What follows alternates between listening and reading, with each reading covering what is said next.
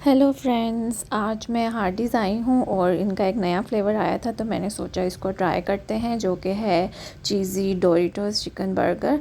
और इसका inside view देखें तो इसमें चीज़ है और डोरिटोस हैं और क्रिस्पी जो चिकन फिले है वो डाला हुआ है। चीज़ सॉस इन्होंने थोड़ी सी मुझे लगता है कम लगाई है, ज़्यादा होनी चाहिए थी तो ज़्यादा मज़ा आता। Otherwise it was good value for money और अच्छी डील है, नया फ्लेवर है, ज़रूर ट्राई कीजिएगा।